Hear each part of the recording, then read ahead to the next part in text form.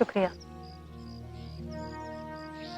हमें आज तक ये 2 चम्मच बिरयानी का राज समझ नहीं आया। ये हमारी तंदुरुस्ती के लिए और ये हमारे दिल को बहलाने के लिए। तुम्हारी बातें तुम्हारी होने वाली बीवी को समझ आ जाए बस। वैसे तुमने अभी तक हमें उसकी फोटो नहीं दिखाई। मोहतरमा दिखती कैसी है? पता नहीं, आखिरी बार मैंने भी उसे तब देखा था जब वो 10 बरस की थी। तुम बिना देखे निकाह के लिए राजी कैसे हो सकते हो? मैं तो देखने के बाद भी राजी नहीं हो सकता। हमारे जैसे लोग निकाह नहीं कर सकते। मौत ही हमारी महबूबा है, उसी से इश्क लड़ाते हैं। वैसे भी अपनी जिंदगी के साथ कोई और जिंदगी को जोड़कर उसे बर्बाद नहीं करना चाहता। लेकिन वो छोड़ो, टेल मी वन, क्या बात करने आई थी? फिर से मेरे दोस्त के साथ झगड़ा किया? दिखाई नहीं दे रहा वो?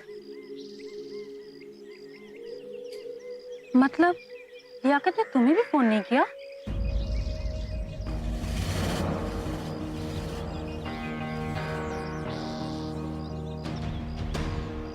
इसका मतलब हमारी परेशानी बेवजह नहीं थी। कहीं कुछ गलत जरूर हुआ है। लियाकत ने हमें 3 दिन से कोई खैर खबर नहीं दी है।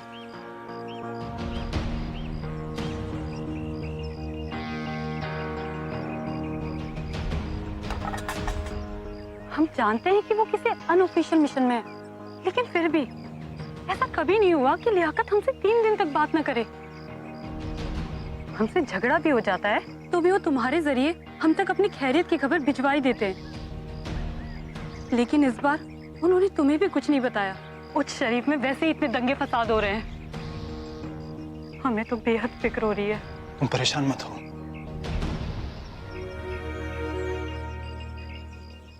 सब कुछ ठीक होगा। लियाकत को मैं बहुत अच्छी तरह से जानता हूं। बचपन से जब वो खुद परेशान होता है तो सारी दुनिया को उसकी परेशानी बांट देता है। फिक्र मत करो। वैसे भी मैं लाहौर जा रहा हूं, उच्च शरीफ होते हुए जाऊंगा, अपडेट्स देता रहूंगा।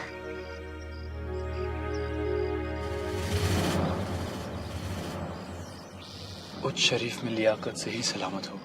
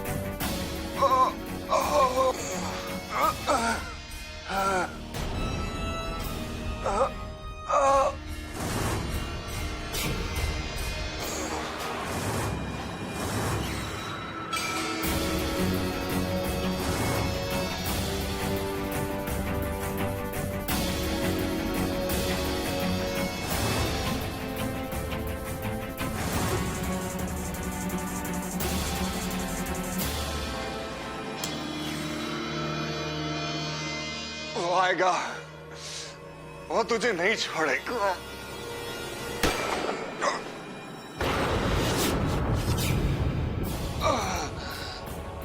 वो आएगा।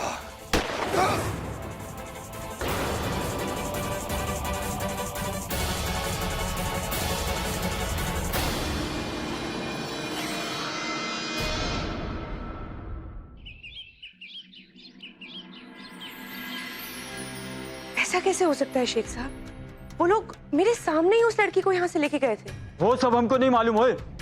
हम तो इतना जानते कि हमारे पास दो क्या एक भी छोकरी इधर नहीं पहुंचा। शेख सब कुछ बर्दाश्त कर सकता है, लेकिन धोखा कभी नहीं बर्दाश्त कर सकता है। वो छोकरी अगर कल शाम तक नहीं पहुंचा तो इसका अंजाम तुमको मालूम है कि क्या होगा।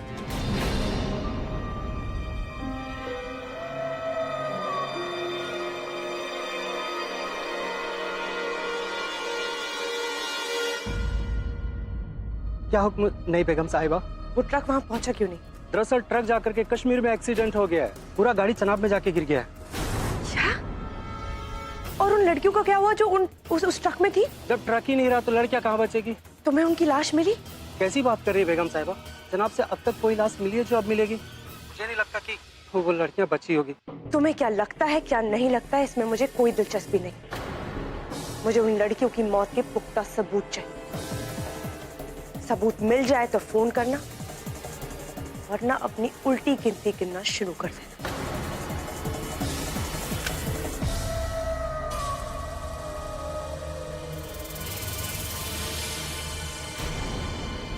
नहीं सनम, नहीं सनम, नहीं सनम, तुम दोनों ऐसे बौखलाए हुए क्यों? किसी जिन को देख लिया है क्या? एक जिन्नी तो देख लिया, नीचे पुलिस आई है और उनको सनम का मोबाइल मिल गया।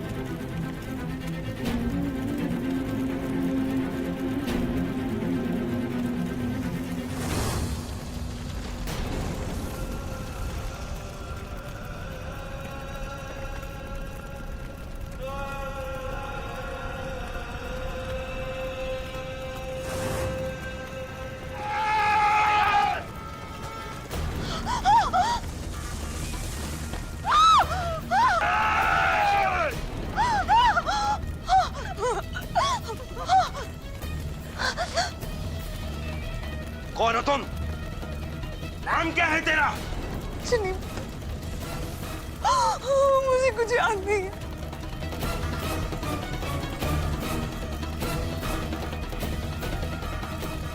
सिंदूर, ये तो शादीशुदा है। कहाँ है तेरा खाविद? बता नहीं तो।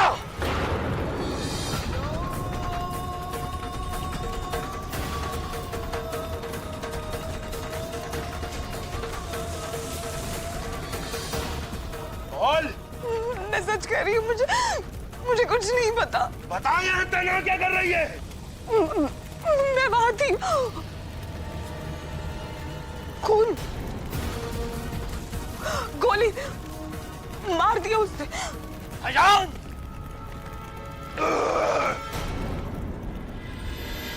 इंस्पेक्टर साहब, ये फोन तो मेरी सनम का, आपको कैसे मिला? एक कूड़ा बीनने वाले लड़के को मिला था टोल नाके के पास। टोल नाका? सनम?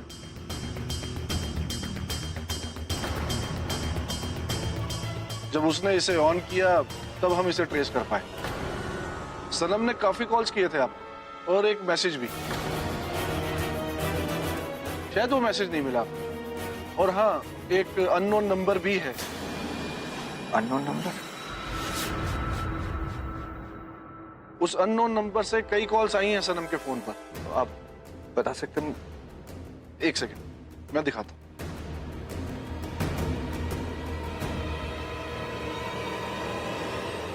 ये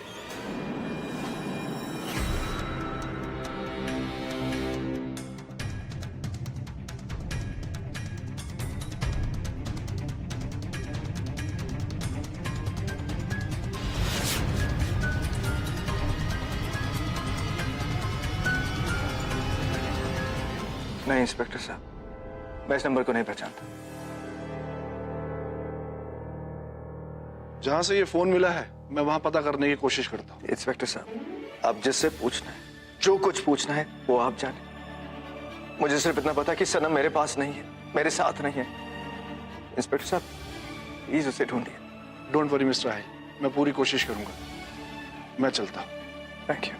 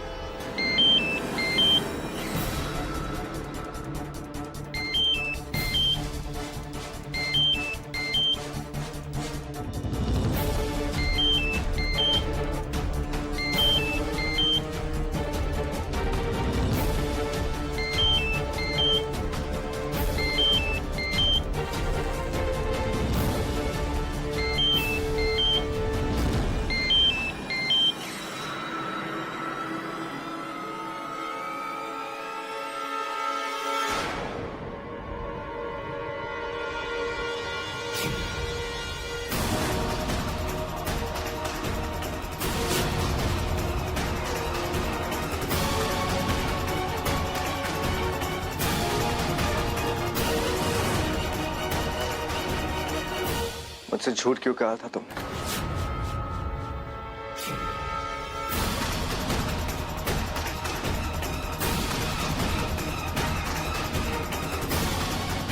ये आप क्या बोल रहे हैं?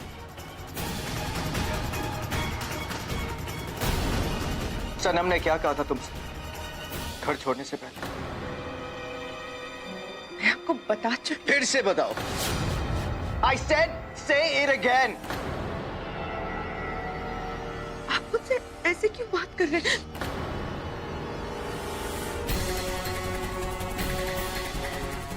झूठ बोलने वालों के साथ ऐसे ही बात की जाती है।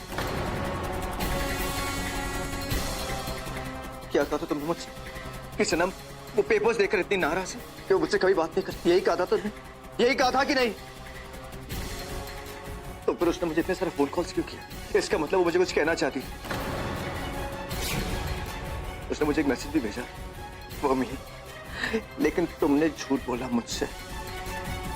बताओ क्यों झूठ बोला? बताओ क्यों झूठ बोला? सनम, I said speak up! अगर मेरी सनम को तुम्हारी वजह से कुछ भी हो गया, सनम मैं तुम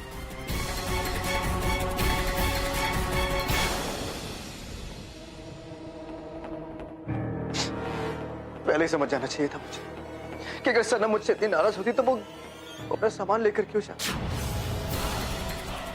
सब कुछ तुम्हारी वजह से। मैं ही बेवकूफ था जो तुम्हारी बातों पर।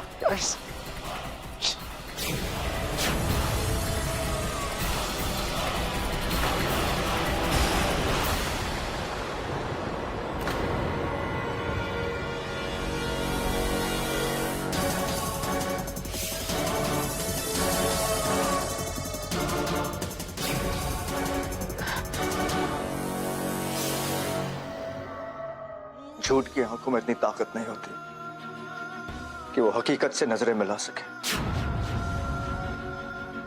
तुम्हारी वजह से मेरी सनम यहां से गई, तुम्हारी वजह से मेरी सनम मेरे पास नहीं है। अब तुम्हारे लिए इस घर में कोई जगह नहीं है। Get out of my house. I said get out of my house. अखिल जी,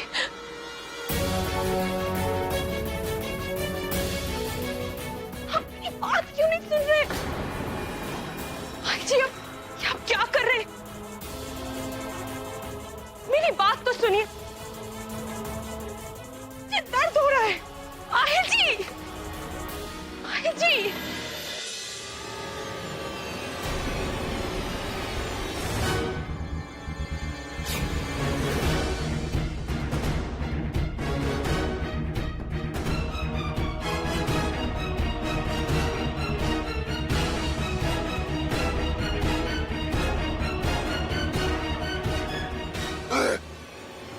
भाईजान, वो तो हमारा आदमी है, उसको किसने मारा? बोल, किसने किया उसका कत्ल? तो तूने कत्ल होते हुए देखा है? मैंने नहीं। बता, उसका कत्ल किसने किया? मुझे नहीं पता। भाईजान, ये उस तरफ से है। अगर ये एक मारेंगे तो हम 10 मारेंगे।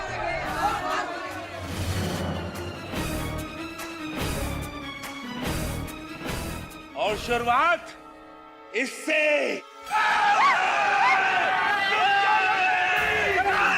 रुक जाएगी तो आसान मौत देंगे, नहीं तो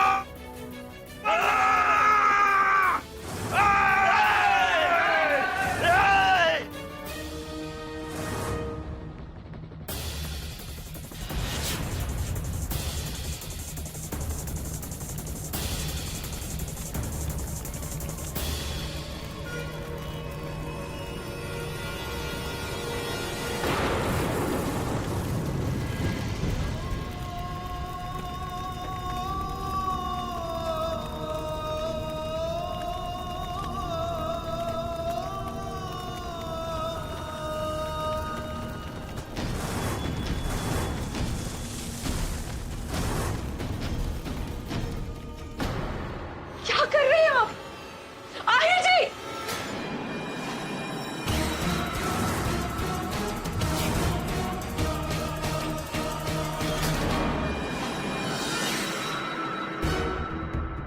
खुदा तुम्हें सजा दे, उसके पहले मैं तुम्हें नहीं बख्शने वाला हूं। Understand that? एक इंसान अपने काम से जाना चाहता है, उसकी इज्जत उसके काम से होती है।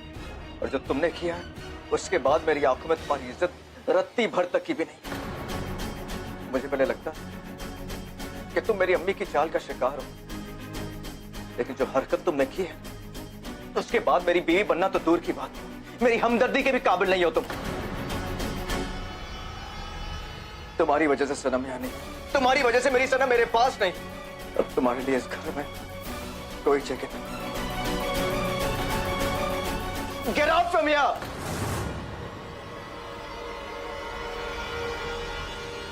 आहिल जी, आपको ऐसा नहीं करना चाहिए था आहिल जी। मैंने जो किया अपनी मोहब्बत के लिए किया।